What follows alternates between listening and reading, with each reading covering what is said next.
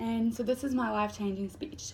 So growing up, I was raised going to church every Sunday. I didn't have strict parents, but their only request was that every single week the family get together and go to church. So that's what we did. And I believed in God, but not to the extent that I had my own beliefs. I believed it because I was told to believe it, and I didn't exactly have a set of beliefs that were my own.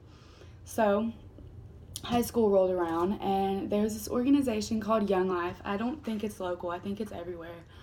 So it's basically a group that teenagers go to once a week. Ours is on Mondays. And you pretty much just sing songs, play games, and have fun with your friends. And then at the end, there's like a 5 to 10 minute sermon. So it's kind of like church, but it's way more laid back and not forceful. And you didn't even have to listen to the sermon if you didn't want to. So one of my best friends had convinced me to go. And soon enough, I was looking forward to it every single week just so I could see my friends. So we had Young Life leaders, which were basically like mentors. They were just a few years older than us, and they had been through specific training, and they would just give us advice, and any questions we had about God or anything, they would answer them. So my leader's name was Katie, and she helped me more than I can even explain and more than she'll ever understand. So one thing I always remember her saying to me, she said, "I see so much potential in you. The Lord loves you, and I can't wait for you to realize." So every summer there's a week-long camp. It's called Sharp Top, and it's in Georgia. So you can go on it. It costs money, but students have been fundraising all year for it, so money's like not the thing. Like if you want to go, you can go. So the opportunity arose. I wanted to go so bad. I was so excited. I just didn't know it was going to be really different from camp and change my whole life. So at the camp, we engaged in a lot of outdoor activities. We did all kinds of just basic summer camp stuff. The only difference was the sermons. And instead of having them one time a week, 5-10 minutes, it was twice a day for about 20 minutes. So obviously they're leading you more into, talking about God and understanding. And so I also was in a cabin with about 15 girls from my grade. So in the same room, not a cabin, it was a room.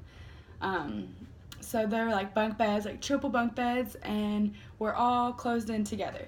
So we got really close over the week. We would have what we called cabin time every single night after our sermon. And we basically talk about our interpretations of the sermon and what we thought about it and any questions we had. And sometimes we got really deep. So here is this picture of me and all the girls in my cabin. And there's actually my Young Life leader that I was talking about, Katie. And then there's me right there. And then there's all my friends.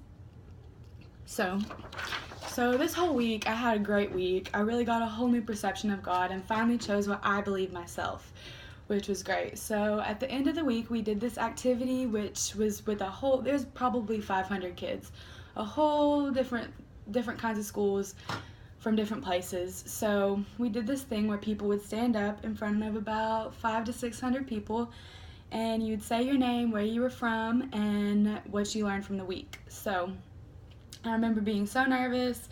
I didn't want to do it. I wasn't going to. And my Young Life leader, Katie, put her hand on my shoulder and she was like, "You can do it. Like, you can stand up." So, I stood up in front of so many people and said that I had accepted Jesus into my heart.